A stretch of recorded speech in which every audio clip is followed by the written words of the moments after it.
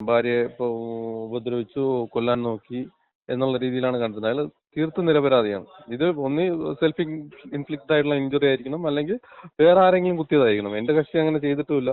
ഭാര്യ ഇദ്ദേഹത്തിനെയാണ് പ്രതിയായി പറഞ്ഞിട്ടുള്ളത്. നമസ്കാരം, മലയാളി വാർത്തയിലേക്ക് സ്വാഗതം.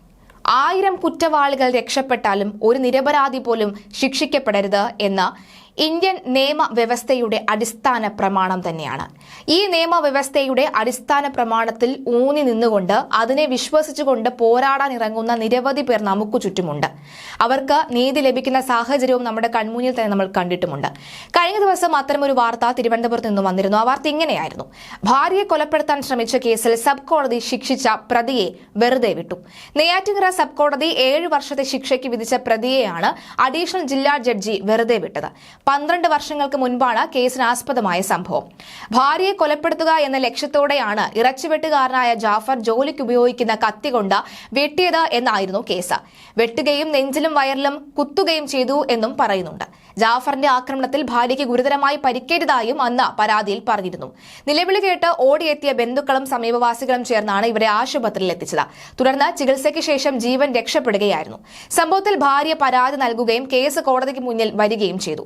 പിന്നീട് നടന്ന വിചാരണയിൽ 2023 നെയ്യാറ്റിൻകര അഡീഷണൽ സബ് കോടതി പ്രതിയെ 7 വർഷം തടവിന് ശിക്ഷിക്കുകയും ചെയ്തു. ഈ വിധിക്കെതിരെ സമർപ്പിച്ച അപ്പീലിലാണ് പ്രതിയെ വെറുതെ വിട്ടുകൊണ്ട് മെയ് 22 ജില്ലാ കോടതി ഉത്തരവിട്ടത്. സമൂഹം കുറ്റവാളിയായി മുദ്രകുത്തിയ ജാഫറിനെ നീതിപീഠത്തിന് പൂർണ്ണമായും വിശ്വസിച്ച് പോരാട്ടത്തിൽ ഒപ്പം നിന്നത് പ്രമുഖ ക്രിമിനൽ അഭിഭാഷകനായിട്ടുള്ള അഫ്സൽ ഖാനാണ്. അദ്ദേഹം മലയാളി വാർത്തയോട് പ്രതികരിച്ചു. അദ്ദേഹത്തിന്റെ പ്രതികരണം ഇങ്ങനെയാണ്: 7 വർഷം തടവ് ശിക്ഷയായിരുന്നല്ലോ ആദ്യം വിധിച്ചിരുന്നത്. എന്നാൽ പിന്നീട് വെറുതെ വിടുന്ന ഒരു സാഹചര്യം ഉണ്ടായിരിക്കുന്നു. എന്താണ് ശരിക്കും ഈ ഒരു കേസിൽ സംഭവിച്ചത്? സാധാരണഗതിയിൽ നമ്മൾ കേൾക്കുന്നതാണ് ഈ ഭാര്യയെ എങ്ങനെ ഉപദ്രവിക്കുകയും പിന്നീട് അറസ്റ്റ് രേഖപ്പെടുന്ന സാഹചര്യവും ശിക്ഷ വിധിക്കുന്ന സാഹചര്യം ഉണ്ടാവുന്നു. ഇപ്പോൾ ഈ വെറുതെ വിടുന്നത് അപൂർവങ്ങളിൽ ചില കേസുകൾ മാത്രമാണ് അങ്ങനെ സംഭവിക്കുന്നത്. അപ്പൊ അതിനെക്കുറിച്ചൊന്ന് പറയാമോ? അല്ല, ഈ കേസിനെ സംബന്ധിച്ച് 2023 ഇയാളെ ശിക്ഷിക്കുന്നത് 7 വർഷത്തേക്ക്. ട്രയൽ കോടതി ഈ കേസിൽ ഇയാളെ ഭാര്യയെ കൊല്ലണമെന്ന ഉദ്ദേശത്തോട് തന്നെ കത്തി ഉപയോഗിച്ച് കുത്തിയെന്നാണ് കേസിൽ പറഞ്ഞിട്ടുണ്ടായിരുന്നത്. പക്ഷേ ഇതിൽ പ്രധാനപ്പെട്ട പ്രശ്നം എന്ന് പറയുന്നത് ട്രയൽ കോടതി പല കാര്യങ്ങളും പരിഗണിക്കാതെയാണ് 7 വർഷത്തോളം ശിക്ഷ ഇയാൾക്ക് വിധിച്ചത്. പ്രധാനമായും ഇപ്പോൾ കോടതിയുടെ നിരീക്ഷണങ്ങൾ എന്ന് പറയുന്നത് ഈ കേസിൽ കെമിക്കൽ എക്സാമിനേഷൻ നടത്തിയിട്ടില്ല, കത്തിയുടെയും മറ്റ് ക്ലോത്ത്സിന്റെയും ഒന്നും തന്നെ. അതുപോലെ തന്നെ പ്രധാനമായിട്ടും എന്ന് പറഞ്ഞത് 308 ആണ് പ്രതിക്കെതിരെ ചാർത്തിയിട്ടുള്ള കുറ്റം. പ്രധാനമായിട്ടും 308 തെളിയിക്കുന്നതിലേക്ക് ഉണ്ടായ സാഹചര്യവും മറ്റും ട്രയൽ കോടതി ഉത്തരവിൽ ഒന്നും രേഖപ്പെടുത്തിയിട്ടില്ല. പ്രധാനമായിട്ടും അതാണ് ഞാൻ അപ്പീലിൽ പറഞ്ഞിട്ടുണ്ടായിരുന്നത്. കോടതി ആ കാര്യങ്ങൾ മുഴുവൻ പരിശോധിക്കുകയും പിന്നെ പോരാഞ്ഞ 8 സാക്ഷികളായിരുന്നു ഉണ്ടായിരുന്നത്. അതിൽ 4 പേരെ മാത്രമേ വിസ്തരിച്ചിട്ടുണ്ടായിരുന്നുള്ളൂ. അതായത് കോടതി പ്രധാനമായിട്ടും ഈ അപ്പീലിൽ പരിഗണിക്കുകയും ഈ സാഹചര്യങ്ങൾ ട്രയൽ കോടതി പരിഗണിക്കേണ്ടതായിരുന്നു എന്ന് പറഞ്ഞ് ഈ 7 വർഷത്തെ തടവ് ഉത്തരവ് മാറ്റി വിധി ഉണ്ടായിട്ടുള്ളത്. ഇപ്പോ പ്രതി വെറുതെ വിട്ട് ഉത്തരവ് ഉണ്ടായിട്ടുള്ളത് ഇപ്പോ അതാണ് പ്രധാനമായിട്ടുമുള്ള കാര്യം. ഓക്കെ. അപ്പോ ഈ സംഭവത്തിൽ അപ്പൊ യഥാർത്ഥ കുറ്റക്കാർ ആര് ആണ് കണ്ടെത്തേണ്ടത്, അല്ലെങ്കിൽ ആരായിരിക്കും എന്നുള്ള ഒരു ചോദ്യം അവിടെ ഉണ്ടല്ലോ. അല്ല, അത് അങ്ങനെ നമ്മളൊരു ക്രിമിനൽ കേസിൽ ഒരു പ്രതിയെ വെറുതെ വിട്ട് കഴിഞ്ഞാൽ അത്തരം സാഹചര്യങ്ങളൊക്കെ പോലീസ് പരിശോധിക്കുന്ന ഈ വാദിക്ക് പരാതി പോവാം, അങ്ങനെയൊക്കെയുള്ള ഇതിന് അപ്പീലുണ്ടല്ലോ, സ്റ്റേറ്റിന് അപ്പീൽ പോവാലോ. അത്തരം കാര്യങ്ങളൊക്കെ അപ്പം പിന്നീടാണ് ഉണ്ടാകേണ്ടത്. അല്ല, ഇത് എന്നെ സംബന്ധിച്ചുള്ള ഒരു ഭാര്യയും ഭർത്താവും തമ്മിൽ ഒരു വഴക്കുണ്ടാവുകയും ഈ ഇത്ര ഇഞ്ചുറികൾ സ്വയം ഇപ്പൊ നമുക്കൊരു ഇഞ്ചുറി സ്വന്തമായിട്ട് ഉണ്ടാക്കാമല്ലോ.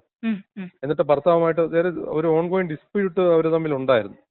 അവർ തമ്മിലൊരു വഴക്ക് നടന്നുകൊണ്ടിരിക്കുകയായിരുന്നു. അവരെ മൊഴിയിലും അത് അങ്ങനെയുണ്ട്, സ്ഥിരം വഴക്കാണെന്നും ഉള്ള മൊഴിയുണ്ട്. അപ്പൊ ഭർത്താവിന് പിന്നെ പ്രധാനമായിട്ടും കോടതി ഒരു കാര്യം കൂടെ, ഇയാൾ ഈ കുത്തുന്നതിലേക്കുള്ള ഒരു ആരോഗ്യമുള്ള സമയമായിരുന്നില്ല. ഇയാൾ മുഴുവനായിട്ടും മദ്യപിച്ച് ഈ ഒരാളെ ഉപദ്രവിക്കുന്ന ഒരു ആരോഗ്യമുള്ള സ്ഥിതിയിലായിരുന്നില്ല എന്നുള്ളൊരു മൊഴിയും ഭാര്യ ട്രയൽ കോടതിയിൽ കൊടുത്തിരുന്നു. അപ്പൊ അങ്ങനെയുള്ള ഒരു സാഹചര്യത്തിലുള്ള ആള് ഇത്രയും വലിയ മുറിവുണ്ടാക്കുക അല്ലെങ്കിൽ കുത്തി പരിക്കേൽപ്പിക്കുക എന്നുള്ളൊരു കാര്യമാണ് ഇതിൽ പ്രധാനമായിട്ടും കോടതിക്ക് സംശയം ഉണ്ടായത്. ഉം, ഉം. ആ, അപ്പം ഒരു വക്കീലാകുമ്പോൾ തീർച്ചയായിട്ടും ഒരു കേസിനെ ഇഞ്ചിഞ്ചായി പരിശോധിച്ച് അതിലൊരു ലൂപ്പ് ഹോൾ കണ്ടെത്തി അതുമായി മുന്നോട്ട് പോകുന്നതാണ് എപ്പോഴും ചെയ്യുന്നത്. അപ്പോൾ താങ്കളുടെ സംബന്ധിച്ചിടത്തോളം എനിക്ക് തോന്നുന്നു ഒരു വെറുതെ വിടുമ്പോൾ താങ്കളുടെ ഒരു വലിയ വിജയം കൂടി തന്നെയാണ് ഈ ഒരു കേസിനെ സംബന്ധിച്ചിടത്തോളം. തീർച്ചയായിട്ടും അപ്പോൾ ആ ഒരു കേസിന്റെ ഒരു രീതി എങ്ങനെയായിരുന്നു? അതിനെ കുറിച്ചുകൂടി ഒന്ന് പറയാമോ? ഇല്ല, അത്തരത്തിലില്ല. നമ്മളെ സംബന്ധിച്ചിടത്തോളം നമ്മുടെ കേസിലെ കക്ഷി എന്ന് പറയുന്നത് നമുക്ക് അദ്ദേഹത്തിന് ഫേവറബിൾ ആയിട്ടുള്ള ഓർഡർ വാങ്ങിച്ചു കൊടുക്കുക എന്നുള്ളതാണ് ഒരു ലോയർ എന്നുള്ള രീതിയിൽ എന്റെ ഡ്യൂട്ടി. ഉം. ഇതിന്റെ സത്യമെന്ന് ഞാൻ വിശ്വസിക്കുന്നത് അയാൾ നിരപരാധി എന്നുള്ളതാണ്. പ്രോസിക്യൂഷൻ കോടതി മുമ്പാകെ തെളിവുകൾ നിരത്തി പ്രതിക്ക് ശിക്ഷ വാങ്ങിക്കൊടുക്കേണ്ടത് പ്രോസിക്യൂഷന്റെ ചുമതലയാണ്. എന്നെ സംബന്ധിച്ചിടത്തോളം എന്റെ പ്രതിയെ എങ്ങനെയും രക്ഷിക്കുക അല്ലെങ്കിൽ അദ്ദേഹത്തിന്റെ നിരപരാധിത്വം കോടതി മുമ്പാകെ ബോധിപ്പിക്കുക എന്നുള്ളത് മാത്രമാണ്. എനിക്ക് അപ്പീലിൽ കിട്ടിയതിനു ശേഷം ഞാൻ ഈ കേസ് വാദം പറയുമ്പോഴും ഒക്കെ കോടതി ഈ കാര്യങ്ങളൊക്കെ എല്ലാ കാര്യങ്ങളും ഈ കേസിന്റെ മുഴുവൻ കാര്യങ്ങളും പരിശോധിച്ച് ബോധ്യപ്പെട്ടതിന് ശേഷമാണ് അയാളെ നിരപരാധി എന്ന് പറഞ്ഞ് വിട്ടിട്ടുള്ളത്. അപ്പൊ ഈ 7 വർഷം അദ്ദേഹത്തെ ഈ തടവ് ശിക്ഷയ്ക്ക് വിധിക്കുകയും ജയിലിൽ കഴിയുകയൊക്കെ ചെയ്തത് അതൊക്കെ ഒരു കുറ്റകരമല്ലേ? ഇല്ല, അപ്പൊ അദ്ദേഹം ജയിലിൽ ഈ ശിക്ഷ കിട്ടി ജയിലിലൊരു 7 ദിവസം മാത്രമേ കിടന്നിട്ടുള്ളൂ. അതിനുശേഷം അദ്ദേഹത്തിന് സെന്റൻസ് സസ്പെൻഡ് ചെയ്ത് കിട്ടി. കഴിഞ്ഞ മാസമാണ് ഈ കേസിന്റെ ഫൈനൽ ഹിയറിംഗ് നടന്നത്. അതിനുശേഷമാണ് അദ്ദേഹത്തിന്റെ ഇപ്പൊ കുറ്റവിമുക്തനാക്കിയിട്ടുള്ളത്. തീർച്ചയായിട്ടും. അപ്പൊ അപ്പോഴും ഈ സമൂഹം അദ്ദേഹത്തിനെ ഒരു കുറ്റക്കാരനെ പോലെ ആയിരുന്നു അപ്പൊ അത്രയും നാളും കണ്ടിരുന്നത് എന്ന് വേണം പറയാൻ. തീർച്ചയായിട്ടും ഭാര്യയെ ഇപ്പൊ ഉപദ്രവിച്ചു, കൊല്ലാൻ നോക്കി എന്നുള്ള രീതിയിലാണ് കണ്ടിരുന്നത്. അയാൾ തീർത്തും നിരപരാധിയാണ്. ഇത് ഒന്നി സെൽഫ് ഇൻഫ്ലിക്റ്റ് ആയിട്ടുള്ള ഇഞ്ചുറി ആയിരിക്കണം, അല്ലെങ്കിൽ വേറെ ആരെങ്കിലും കുത്തിയതായിരിക്കണം. എന്റെ കക്ഷി അങ്ങനെ ചെയ്തിട്ടുമില്ല. ഭാര്യ ഇദ്ദേഹത്തിനെയാണ് പ്രതിയായി പറഞ്ഞിട്ടുള്ളത്. ഇപ്പൊ കോടതിക്ക് അതല്ല എന്ന് ബോധ്യമാവുന്ന പൂർണ്ണമായും കോടതിക്ക് കാര്യങ്ങൾ സംശയാതീതമായി പ്രോസിക്യൂഷൻ കേസ് തെളിയിക്കുന്നതിൽ പൂർണ്ണമായിട്ടും നിരപരാധി എന്ന് പറഞ്ഞ് കോടതി അങ്ങനെ ആരെ അക്യൂറ്റ് ചെയ്യാറില്ല. അപ്പൊ അങ്ങനെ അക്യൂറ്റ് ചെയ്യാറുണ്ട്. എന്നിരുന്നാൽ പോലും നമ്മളെ കേസിനെ സംബന്ധിച്ചിടത്തോളം സംശയാതീതമായി പ്രോസിക്യൂഷൻ ഈ കേസ് തെളിയിക്കുന്നതിൽ പരാജയപ്പെട്ടു എന്നാണ് വിധി കൺക്ലൂഡ് ചെയ്തിട്ടുള്ളത്. ഇനിയിപ്പോ തുടർ നടപടികൾ എന്തെങ്കിലും ഉണ്ടാവുമോ? സ്റ്റേറ്റിന് അപ്പീൽ പോവാം, വേണമെങ്കിൽ അപ്പീൽ പോവാം. ഡിഫാക്ട് കംപ്ലൈന്റിന്റെ എന്താണ് ചെയ്യുന്നത് അനുസരിച്ചിരിക്കും. ഒരു ഗവൺമെന്റ് അടുത്ത് പരാതി കൊടുക്കുക, ഈ കേസിൽ വെറുതെ വിട്ടത് ശരിയായില്ല എന്നുള്ള കാര്യം പറഞ്ഞ് പരാതിയും മറ്റുമായി കാര്യങ്ങളുമായി പോയി കഴിഞ്ഞാൽ ഇയാള് ആ കുടുംബം നോക്കുന്നുണ്ട്. ഇപ്പോ മക്കളെ കല്യാണത്തിനും മറ്റുമൊക്കെ ആയിട്ടുള്ള സഹായങ്ങളും മറ്റുമൊക്കെ ചെയ്യുന്നുണ്ടെന്നാണ് ഞാൻ അറിഞ്ഞത്. അപ്പൊ അവര് ഇനി റിയൂണിയന് പോസിബിലിറ്റി ഉണ്ടോന്ന് അറിയത്തില്ല. ഡൈവോഴ്സ്ഡ് അല്ല. എന്തായാലും അഭിനന്ദനങ്ങൾ sir. Thank you. Thank you sir. Thank you.